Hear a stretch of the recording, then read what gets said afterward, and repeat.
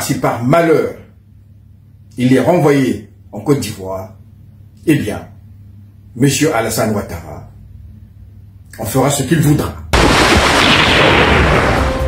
Depuis la France, le cyberactiviste Koné Gbagbo menacé d'expulsion pour trouble à l'ordre public et pour situation irrégulière en France. Le cyberactiviste ivoirien Souleymane Koné, connu sous le nom de Souleymane Gbagbo Koné, qui vit en exil en France, a été interpellé et est en détention à Paris depuis le jeudi 27 février 2025. Des policiers français en cagoule ont fait une descente musclée à son domicile de Villeneuve-Saint-Georges, dans le Val-de-Marne, en région parisienne, pour le conduire dans un centre de rétention administrative, CRA, qui n'est pas une prison, mais accueille temporairement des demandeurs d'asile ou des réfugiés politiques dans certaines situations. L'interpellé Gbagbo Koné est un militant du PPACI et un cyberactiviste qui fait des publications très acerbes contre le pouvoir Ouattara. Son avocat, maître Sylvain Senda, dans une publication sur son compte officiel Facebook le vendredi 28 février 2025, a déclaré que son client a été arrêté au motif qu'il serait en situation irrégulière sur le territoire français.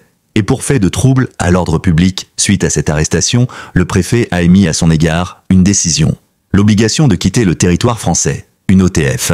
Mais son avocat Sylvain Senda entend contester cette décision devant le tribunal administratif pour la libération de son client, car il dit craindre que le prévenu, une fois expulsé de France, n'a aucune garantie de bénéficier d'une justice équitable en Côte d'Ivoire. À ce sujet, le Parti des peuples africains Côte d'Ivoire, PPACI, notamment sa section parisienne, a déjà publié un communiqué de soutien à Gbagbo Koné. Afrique des libertés, frères et sœurs de la diaspora, je fais cette communication pour vous donner la situation de M. Souleymane Koné, qui est retenu en zone de rétention de Vincennes. Alors, il est reproché à celui-ci d'être en situation irrégulière sur le territoire français. Le préfet a eu à son égard deux décisions. Donc une OQTF, une obligation de quitter le territoire français, et une IRTF de 24 mois. Bien entendu, nous allons contester toutes ces décisions devant les juridictions compétentes, notamment le tribunal administratif. Nous n'avons pas encore la procédure pour voir quel sera effectivement l'axe de défense dans l'intérêt de M. Souleymane Koné. Ce qui est sûr et certain, que celui-ci avait fait une demande d'asile politique qui avait été rejetée. Il est passé devant la CNDA, la Cour nationale de droit d'asile. Et là aussi, il n'a pas eu gain de cause. Il a fait une demande de réexamen de son dossier qui avait été jugé irrecevable, et M. Koné depuis a sollicité donc un rendez-vous à la préfecture pour qu'il soit régularisé à un autre titre, puisqu'il a un enfant sur le territoire français qui est scolarisé. Et à ce titre, il a eu une convocation pour septembre à la préfecture. Alors, je n'ai pas encore eu l'intégralité de la procédure. J'en ai fait la demande à l'instant devant le greffe du juge des libertés et de la détention du tribunal judiciaire de Paris. Et j'attends que cette procédure me soit adressée par mail. Alors, ce que je vais dire, c'est que M. Koné ne trouble pas l'ordre public.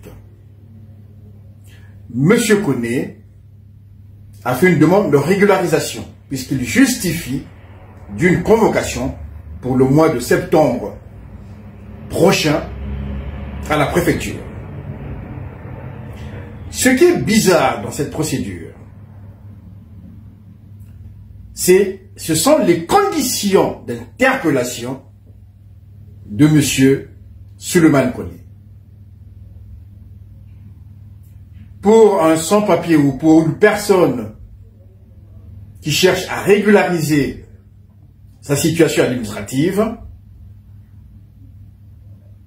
que la préfecture puisse envoyer des policiers portant des cagoules. Je tiens à préciser que une cagoule n'est autorisée que dans des circonstances exceptionnelles. Et généralement, lorsqu'il s'agit des opérations antiterroristes, le grand banditisme, le transfert des détenus dangereux, on n'est pas non plus en déploiement de maintien de l'ordre justifiant des cagoules inifugées. C'est dans ces conditions que M. Souleymane Koné a été interpellé. Les policiers ont monté une surveillance, un dispositif de surveillance devant son domicile, et quand il est sorti, ils l'ont tout de suite reconnu et il a été interpellé violemment. Alors, ce sont ces conditions-là qui nous interpellent. Ces conditions d'interpellation qui laissent supposer que derrière l'affaire Koné, il y a une main noire. Alors, j'aurai la procédure et je vous assure que nous allons mettre toute notre compétence, toute notre expertise afin que notre frère soit libéré. Car si par malheur il est renvoyé en Côte d'Ivoire, eh bien, M. Alassane Ouattara, on fera ce qu'il voudra. Vous connaissez la suite. Pas de panique. M. Koné se porte bien. Il a le moral. Et nous sommes là pour lui assurer une défense de qualité. Nous allons tout faire pour qu'il sorte de cette zone de rétention, retrouver sa liberté. Et la deuxième phase procédurale, c'est devant les tribunaux administratifs pour contester toutes les décisions préfectorales que je viens de vous donner.